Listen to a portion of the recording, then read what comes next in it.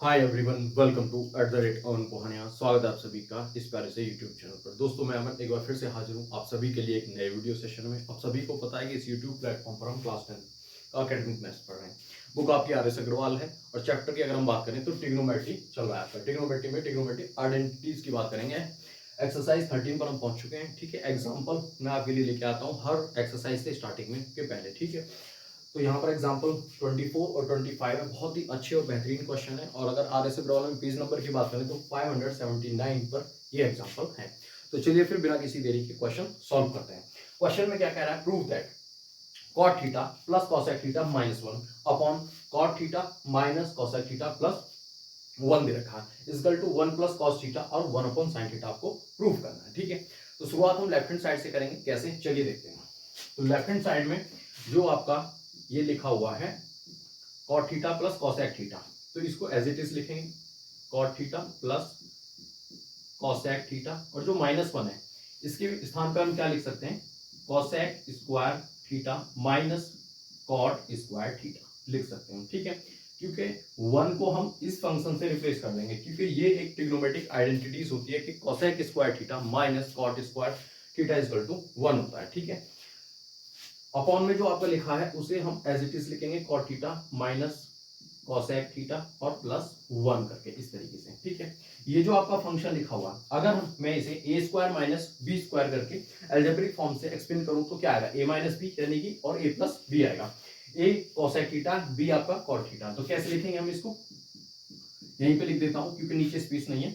cosec theta minus cot theta आएगा और इसी के मल्टीप्लाई में दूसरा आपका cosec theta minus cot theta इस तरीके से आएगा। ठीक है, यहां पर पहले से ही a प्लस बी की फॉर्म बन रही है, यानी कि cosec theta plus cot theta, और इन इसके जगह ये दोनों फंक्शन आ जाएंगे मल्टीप्लाई में। अगर मैं इन दोनों में से cosec theta plus cot theta इस तरीके से कॉमन ले लूं तो आपका अंदर क्या बचेगा? यहां पर 1 बचेगा माइनस cosec थीटा और माइनस cot थीटा आपका बचेगा इस तरीके से। ठीक है, और ये आपका बड़ा ब्रैकेट आ जाएगा। अपॉन में जो लिखा हुआ एज इट इज लिखेंगे। क्या लिखा हुआ?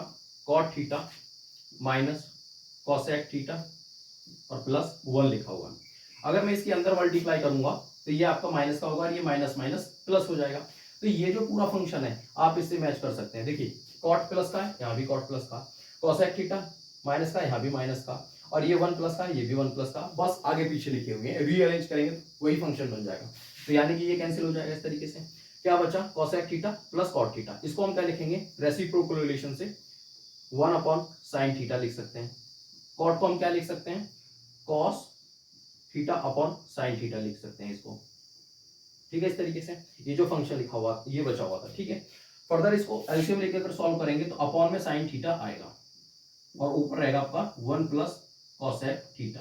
तो यानी कि राइट हैंड साइड में जो 1 plus cos theta upon sine theta था वो इस तरीके से आपका आ गया। उम्मीद करता हूं क्वेश्चन आपको समझ में आ गया होगा।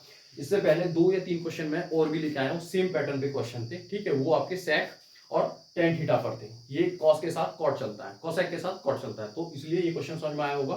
तो चलिए फिर क्वेश्चन 25 की तरफ चलते हैं। 25 में कह रहा है prove that, left hand side में दे रखा है अंडर रूट के अंदर sec square theta plus cosec square theta equal to tan theta plus cot theta आपको प्रूव करना है। ठीक है, तो देखिए sec square theta minus tan square theta equal to 1 जो आइडेंटिटी होती है उससे हम sec स्क्वायर थीटा को लिख सकते हैं 1 प्लस tan स्क्वायर थीटा, और जो cosec स्क्वायर थीटा यानी कि ये वाली आइडेंटिटी जो होती है cosec square theta minus cot square theta equal to 1, इससे हम cosec स्क्वायर थीटा को 1 प्लस cot स्क्वायर थीटा लिख सकते हैं। और ये आपका स्क्वायर रूट इस तरीके से हो जाएगा। ठीक है, under root.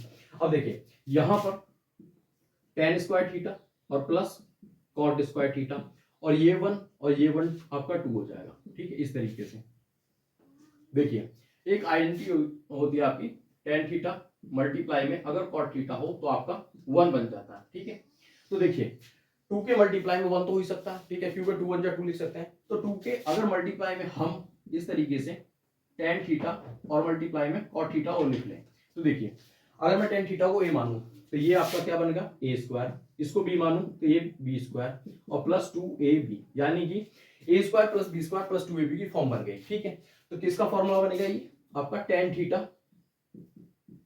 Plus cot theta के होल स्क्वायर का। एक्सपेंड करेंगे तो फिर से वही आ जाएगा लेकिन इसके ऊपर अंडर रूट है इस तरीके से, ठीक है। तो यहां पर क्या होगा, अंडर रूट से ये स्क्वायर रूट बाहर आएगा, यानी कैसे आएगा, क्योंकि tan theta plus cot theta का स्क्वायर है, और अंडर रूट का मतलब होता है 1/2, यानी कि 2 जब पावर की पावर में मल्टीप्लाई होगी तो 2 से 2 कैंसिल हो जाएगा। तो इस तरीके से हम ये अंडर रूट हटा देते हैं जब भी उसके अंदर कोई पेयर बनता है, यानी कि स्क्वायर बनता है। तो यहां से क्या आएगा आपका सॉल्व होके ten theta plus cot theta आ जाएगा, जो कि आपका राइट हैंड साइड में गिवन था। तो दोस्तों उम्मीद करता हूं क्वेश्चन भी आपको समझ में आ गया होगा। एग्जांपल 25। तो वीडियो पसंद आए तो लाइक करें, शेयर करें, कमेंट करें और चैनल को जरूर सब्सक्राइब करें। Thank you for watching.